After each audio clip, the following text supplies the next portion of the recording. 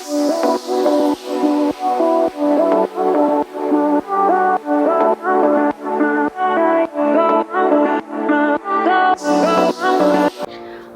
warahmatullahi wabarakatuh. Perkenalkan, nama saya Andi Elsalia Fatima, NIM 2004045024. Di sini saya ingin membahas materi mengenai self disclosure atau pembukaan diri. Jadi self disclosure atau disebut dengan pembukaan diri menurut Johnson 1981 adalah mengungkapkan reaksi atau tanggapan kita terhadap situasi yang sedang kita hadapi serta memberikan informasi tentang masa lalu yang relevan. Jadi tanggapan terhadap orang lain atau terhadap kejadian tertentu lebih melibatkan perasaan. Ada jendela Johari. Joy Luth dan Harry Ingham melukiskan diri kita ibarat sebuah ruangan berserambi 4 yang mereka sebut dengan jendela Johari sesuai nama depan mereka. Nah, jadi serambi pertama berisi hal-hal yang kita ketahui dan diketahui oleh orang lain, maka disebut daerah terbuka. Serambi kedua berisi hal-hal yang tidak kita ketahui namun diketahui oleh orang lain, maka disebut daerah buta. Kemudian ada serambi ketiga, yaitu berisi hal-hal yang kita ketahui namun tidak diketahui oleh orang lain. Soalnya ada serambi keempat. Nah, serambi keempat ini berisi hal-hal yang tidak diketahui baik oleh diri kita sendiri maupun orang lain.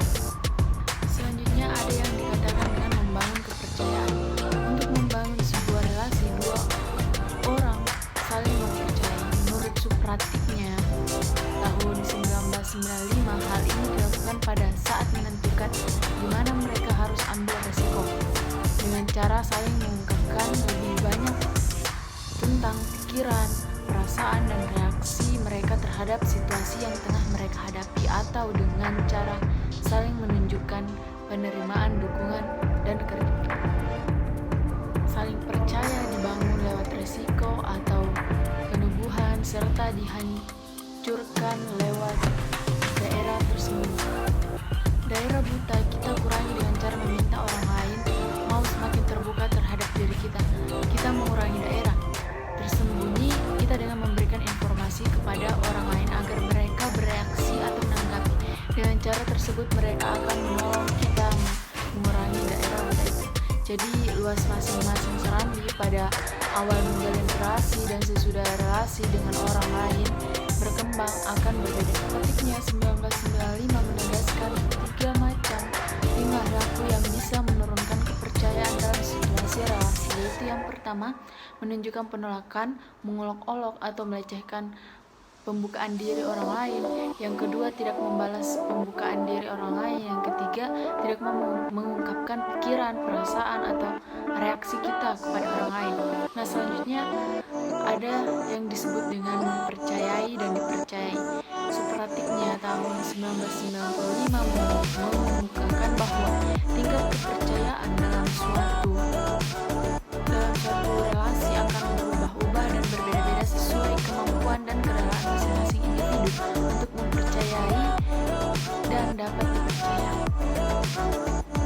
Dalam hal penerimaan, menurut Supratiknya tahun 1995 ada 2 hal yang perlu dicatat, yaitu yang pertama penerimaan terhadap orang lain biasanya merupakan hasil atau akibat dari dan hanya bisa dimulai dengan penerimaan diri. Yang kedua, ada yang dinamakan penerimaan dari orang lain. Yang dimaksud penerimaan dari orang lain yaitu kunci untuk mengurangi kecemasan dan rasa takut bahwa diri kita menjadi rentan terhadap serangan dari orang lain. Nah, mungkin itu saja yang dapat saya sampaikan. Lebih